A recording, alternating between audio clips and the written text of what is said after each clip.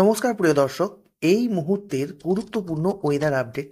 দুই বাংলায় ইতিমধ্যেই চলছে শীতের আমেজ, আর এরই মাঝে বঙ্গোপসাগরে নতুন করে একটি ঘূর্ণিঝড় তৈরির আশঙ্কা দেখা দিয়েছে।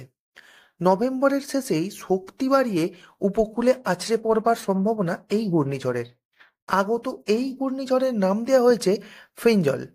এই ফেঞ্জল নামকরণটি করেছে আমাদের প্রতিবেশী রাষ্ট্র সৌদি আরব। ঘূর্ণিঝড় দানার পর বঙ্গোপসাগরে নিম্নচাপের আবারও নতুন করে অশনি সংকেত। ফেঞ্জল নিয়ে ভারতীয় মৌসুম ভবন দিল চরম হুঁশিয়ারি। তবে কি এবার শীতের মুখেই কাঁটা হয়ে দাঁড়াতে পারে এই ঘূর্ণিঝড় ফেঞ্জল? এবং আগামী 48 ঘন্টায় বাংলার আবহাওয়ায় কি কি পরিবর্তন আসতে চলেছে, সে সমস্ত কিছু জেনে নিন এই ভিডিওটির মাধ্যমে। তার আগে আপনি কোন জেলা থেকে ভিডিওটি দেখছেন কমেন্ট বক্সে অতি অবশ্যই লিখে জানাবেন, এবং ভিডিওটি ভালো লাগলে ভিডিওটিতে একটি লাইক করে চ্যানেলটিকে সাবস্ক্রাইব করতে ভুলবেন না।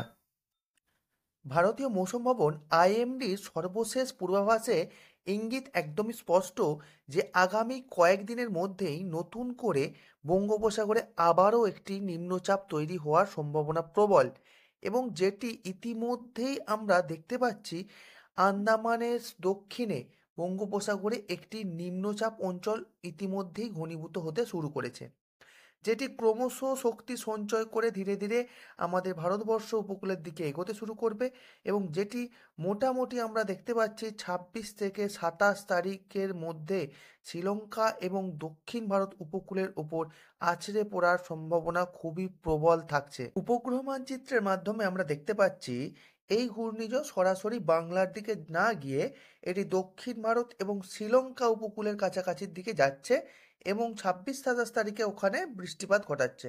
অর্থাৎ সরাসরি বাংলার ওপর এই ঘূর্ণিঝড় আছড়ে পড়ছে না।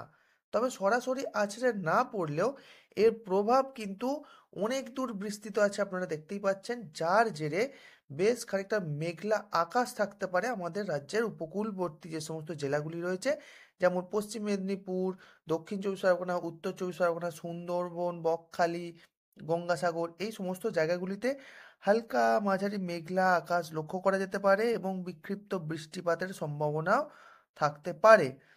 তবে বৃষ্টিপাতের সম্ভাবনা বাংলাতে না থাকলেও দক্ষিণ ভারতের বেশ কয়েকটি উপকূলবর্তী এলাকা, যেমন আমরা দেখতে পাচ্ছি মাদুরাই, তিরুপতি, কোয়েম্বাটুর, পদুচেরি, চেন্নাই, ব্যাঙ্গালোর, এই সমস্ত জায়গাগুলোতে ভারী বৃষ্টিপাতের সম্ভাবনা থাকছে।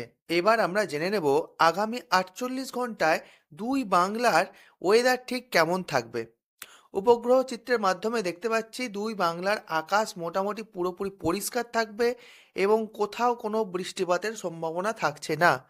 মোটামুটি ওয়েদার থাকবে শুষ্ক, এবং সকালের দিকে এবং রাতের দিকে কিছুটা কুয়াশা পরিলক্ষিত হলেও বেলা গড়ানোর সাথে সাথেই আকাশ পরিষ্কার হয়ে রোদের দেখা মিলবে, এবং বৃষ্টিপাতের কোথাও কোনো সম্ভাবনা থাকছে না। এবং তবে আগামী কয়েকদিন তাপমাত্রার বিশেষ কোনো পরিবর্তন হবে না। যে ঠান্ডাটা পড়েছে সেই ঠান্ডা বেশ কিছুদিন বজায় থাকবে। এর চেয়ে বেশি ঠান্ডা আপাতত কয়েকদিন পড়বে না বলেই মনে করছেন আবহাওয়াবিদরা। এবং বাংলাদেশেতেও সেম একই ঘটনাই ঘটবে। যেটুকু তাপমাত্রা নেমেছে সেইটুকু তাপমাত্রা আশেপাশেই থাকবে। আগামী কয়েকদিনে তাপমাত্রায় বিশেষ কোনো আর পরিবর্তন হবে না। আজ কলকাতা সহ দক্ষিণবঙ্গের বাকি জেলাগুলির সর্বনিম্ন তাপমাত্রা ছিল 16 থেকে 18 ডিগ্রি সেন্টিগ্রেডের আশেপাশে, এবং সর্বোচ্চ তাপমাত্রা ছিল 28 থেকে 30 ডিগ্রি সেন্টিগ্রেডের আশেপাশে। এবং বাংলাদেশের জেলাগুলিরও আজ সর্বনিম্ন তাপমাত্রা ছিল 16 থেকে 18 ডিগ্রি সেন্টিগ্রেড, এবং সর্বোচ্চ তাপমাত্রা ছিল 27 থেকে 29 ডিগ্রি সেন্টিগ্রেডের আশেপাশে। এবং এর পাশাপাশি আমরা এবার জেনে নেব আগামীকাল পশ্চিমবঙ্গ ও বাংলাদেশের জেলাগুলির তাপমাত্রা ঠিক কেমন হতে চলেছে। আগামীকাল পশ্চিমবঙ্গের দক্ষিণবঙ্গের যে সমস্ত জেলাগুলি রয়েছে সেখানের জেলাগুলির তাপমাত্রা থাকতে পারে সর্বনিম্ন 16 থেকে 18 ডিগ্রি সেন্টিগ্রেডের আশেপাশে, এবং সর্বোচ্চ হতে পারে 28 থেকে 30 ডিগ্রি সেন্টিগ্রেডের আশেপাশে। এবং অপরদিকে বাংলাদেশের সর্বনিম্ন তাপমাত্রা হতে পারে 16 থেকে 18 ডিগ্রি সেন্টিগ্রেডের আশেপাশে, এবং সর্বোচ্চ তাপমাত্রা থাকতে পারে 27 থেকে 28 ডিগ্রি সেন্টিগ্রেডের আশেপাশে। এছাড়া আমাদের পশ্চিমবঙ্গের উত্তরবঙ্গের জেলাগুলির তাপমাত্রা, বিশেষ করে পাহাড়ি যে জেলাগুলি রয়েছে সেখানে সর্বোচ্চ তাপমাত্রা, যেমন দার্জিলিং, গ্যাংটকে সর্বোচ্চ তাপমাত্রা থাকতে পারে 11 থেকে 12 ডিগ্রি সেন্টিগ্রেডের আশেপাশে, এবং সর্বোচ্চ তাপমাত্রা হতে পারে 18 থেকে 20 ডিগ্রি সেন্টিগ্রেডের আশেপাশে। 2 দিনই এই তাপমাত্রা মোটামুটি বজায় থাকবে বলেই অনুমান করা হচ্ছে। তো এই ছিল আজকের মতো ওয়েদার আপডেট। পরবর্তী প্রত্যেক দিনের ওয়েদার আপডেট সবার প্রথম জানতে হলে চ্যানেলটি সাবস্ক্রাইব করে রাখবেন, এবং ভিডিওটি ভালো লাগলে ভিডিওটিতে অতি অবশ্যই একটি লাইক করতে ভুলবেন না।